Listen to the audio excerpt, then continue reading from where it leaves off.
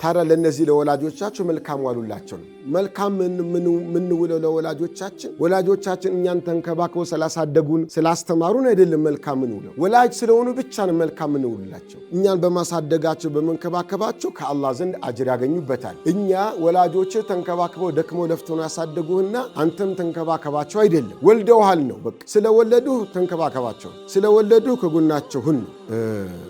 አንዳንድ ሰው ምን እናቴ ከየት ታውቀኛለች ወልዳኝ ጥላኝ ጠፋች ብሎ የሚል ሰው አለ። በመወለዷ ብቻ በማርገዟ አንተን አርግዛ በመወለዷ ብቻ ወላጅ ነች። ሙሉ የወላጅ ሐቅ አላት፣ ሙሉ የወላጅነት መብት አላት። አባትም እንደዛ። ስለዚህ ጥለውኝ ሄዱ አላውቃቸውም። አሁን ከየት ትመጣላችሁ? ሀብታም ሲሆን መጣችሁ ወይ? ስልጣን ሲይዝ መጣችሁ? ጥሩ ደረጃ ላይ ሲሆን መጣችሁ? ድሮ ሸሽታችሁኝ የነበረ አናውቅም ብላችሁ የነበረ አይባልም። ለወላጅ እንደዛ ይባል። በምንም ምክንያት ይሁን በምን ካጠገብ ዞር ብለው ከነበረ በሆነ ጊዜ ተመልሰው ሲመጡ ተንከባክበህ ልትይዛቸው፣ ልትወዳቸው፣ ልታፈቅራቸው ይገባል ነው።